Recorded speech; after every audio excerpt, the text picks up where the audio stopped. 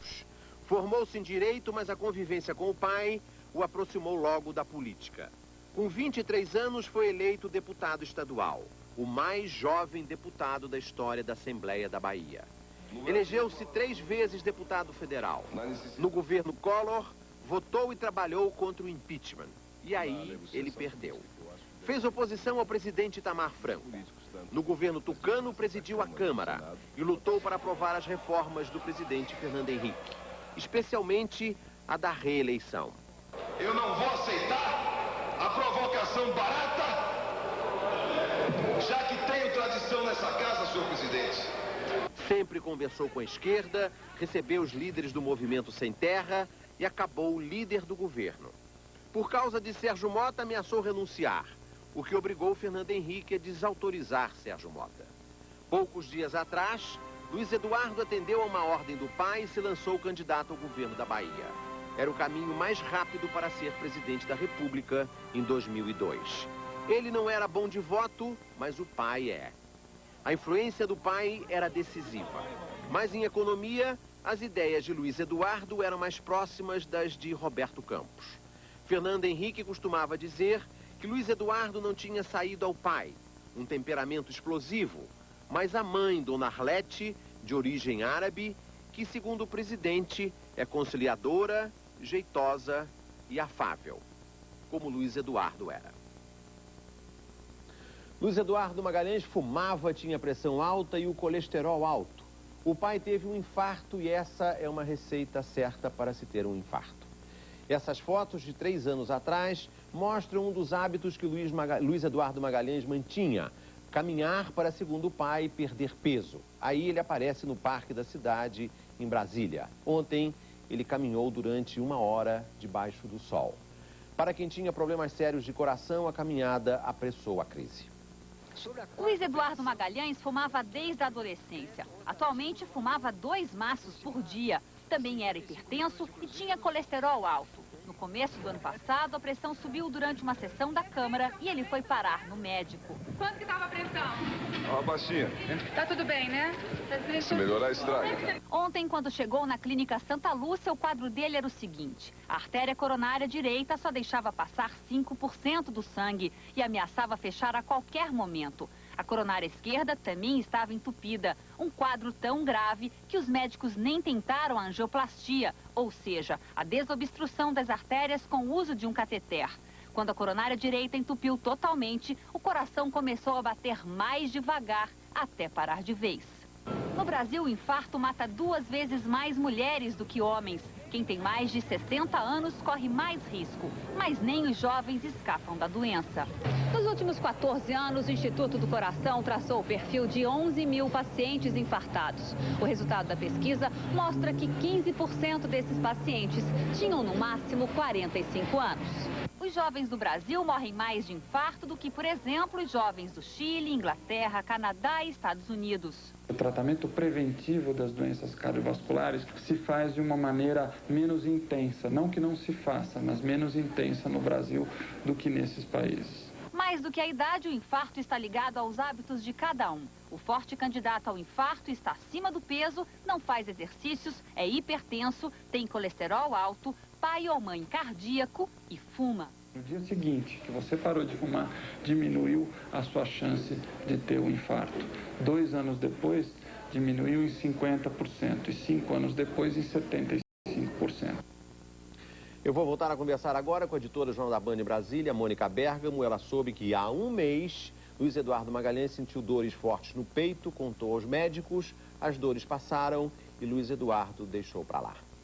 Mônica, o que mais que você apurou com os médicos que atenderam aí em Brasília Luiz Eduardo Magalhães?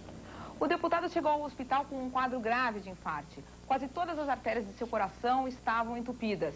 Luiz Eduardo sentia muita dor. Ele tomou morfina, foi sedado e se acalmou. No primeiro momento, os médicos deram remédios para tentar reabrir as artérias, o que funciona em muitos casos, mas não adiantou com o deputado. Outros exames mostraram a necessidade de uma cirurgia urgente para a implantação de até 6 pontos de safena. No momento do exame, Luiz Eduardo estava calmo. Ele dormia, acordava, conversava com os médicos. Isso exatamente no momento do exame. Às 6 horas da tarde, quando a situação já parecia sob controle, o coração do deputado parou. Os deputados passaram 2 horas tentando reanimá-lo, mas foi impossível. E o senador Antônio Carlos chegou a ver o filho quando ele estava na UTI ou não? Sim, o senador entrou na UTI alguns momentos antes da morte do filho. Os dois deram as mãos e ficaram conversando bastante. Antônio Carlos tentava animar o deputado. Ao sair da UTI, já sabendo que a situação era muito grave, o senador sentou no banco do hospital e começou a chorar. Paulo Henrique. Obrigado, Mônica. Uma boa noite. Fazer exercício mata. Esse é o assunto de hoje da sessão Sua Saúde. Nós vamos conversar agora com o Dr. Nabil Goraieb, que é presidente do Comitê de Cardiologia do Esporte da Sociedade Brasileira de Cardiologia.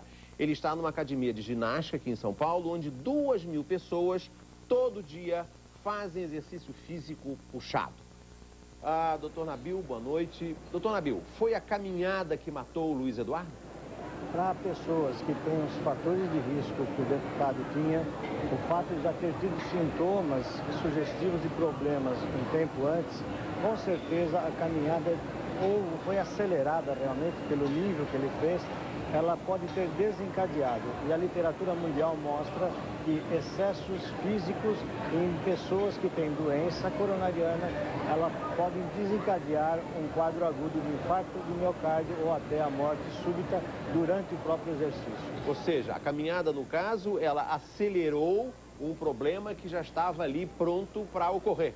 Exatamente. E nós acreditamos que não foi uma simples caminhada que seria 3 km por hora. Ele ter feito 11 quilômetros em 1 hora e pouco, provavelmente ele estava correndo e isso pode ter favorecido o desencadeamento de uma lesão em cima daquela placa de aterosclerose na coronária e daí sobrevindo um infarto agudo do miocárdio. Agora, doutor Nabil, rapidamente, caminhar faz bem à saúde? Faz bem desde que ele seja feito lentamente. Se for para acelerar mais, você tem que se avaliar com o médico, saber qual é o seu limite, então daí você pode aumentar seu nível de intensidade de exercício. Muito obrigado, doutor Nabil, foi um prazer tê-lo conosco. Uma boa noite. O tema do Fogo Cruzado de domingo vai ser fazer exercício mata? Esse mesmo, esse tema aí. A obsessão de manter a forma física, isso faz bem à saúde? O Fogo Cruzado é domingo às 10 da noite aqui na Band. O escritor Jorge Amado está internado na UTI do Hospital Aliança, em Salvador. Ele teve queda de pressão. Jorge Amado é amigo do senador Antônio Carlos Magalhães. Aos 86 anos, Jorge Amado tem problemas no coração e usa um marca-passo. Dentro de instantes, aqui no Jornal da Band, você vai ver: o Brasil não consegue criar empregos e quando cria não é emprego, é bico. E suspeita de um novo caso de hantavírus no Brasil preocupa os médicos.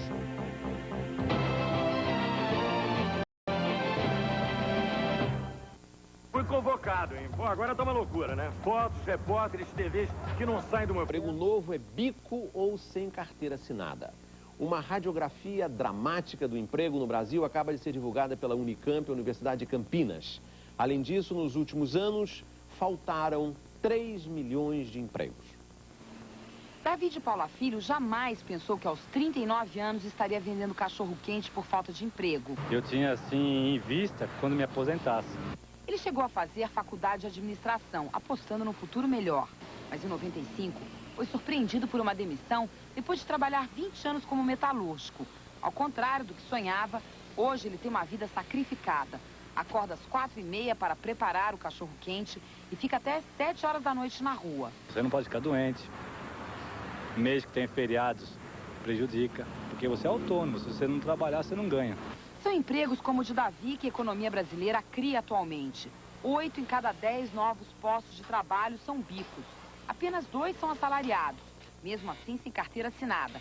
Quer dizer, não tem férias, 13º e outros benefícios. Tudo isso porque a economia sempre fica devendo empregos para quem entra no mercado de trabalho, ano após ano. De 90 para cá, a população adulta aumentou em 10 milhões de pessoas. O mercado de trabalho criou apenas 7 milhões de vagas. Ficou devendo 3 milhões. Para o economista da Unicamp, Márcio Postman, essa falta de oportunidades se deve ao modelo de crescimento da economia brasileira que o governo adotou.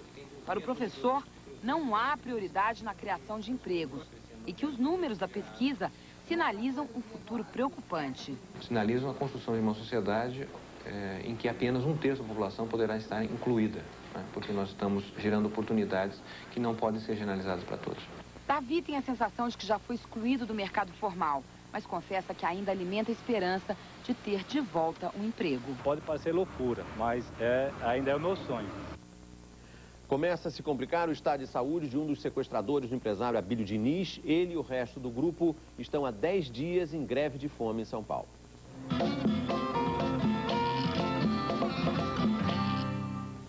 O argentino Sérgio Urtiba sente tonturas, está com os reflexos lentos e tem falhas graves de memória. Segundo o médico da penitenciária de São Paulo, ele só resiste a mais 4 dias sem comer. Depois vai precisar tomar soro para não correr risco de vida. 500 pessoas participam no Rio de um protesto contra o assassinato de Ana Carolina semana passada.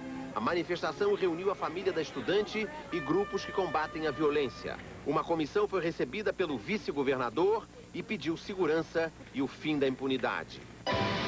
Fracassa outra tentativa de acordo para acabar com a greve dos professores das universidades federais. No encontro de hoje em Brasília, o secretário do MEC para o ensino universitário, Baeta Neves, disse que não há a menor possibilidade de haver um aumento de salário e propôs um novo plano de carreiras. Os professores recusaram. O rantavírus pode ter provocado a morte de um lavrador em Tupi Paulista, no interior de São Paulo. Os ratos é que transmitem esse vírus. É uma doença rara que costuma dar em país pobre. Ele causa febre hemorrágica e é fatal em 50% dos casos. Se o exame de sangue do lavrador Luiz Moreira, que morreu segunda-feira, confirmar a doença, esse será o 8º caso no Brasil. A doença é causada por um vírus conhecido como rantavírus. Ele pode ser encontrado em ratos silvestres e a transmissão para os homens se dá através da saliva, da urina ou das fezes dos ratos.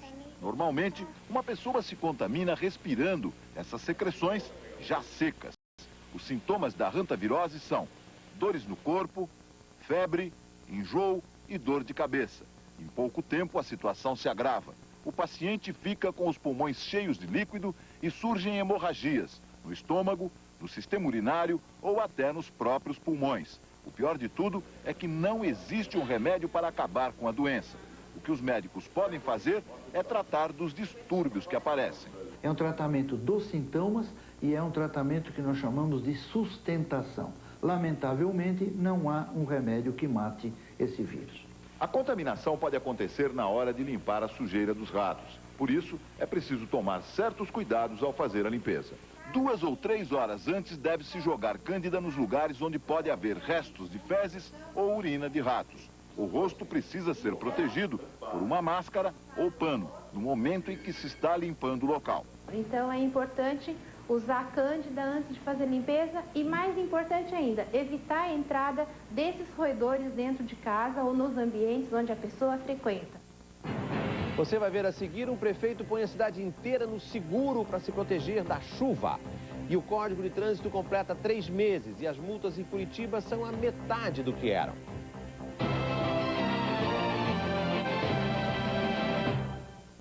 Está todo mundo muito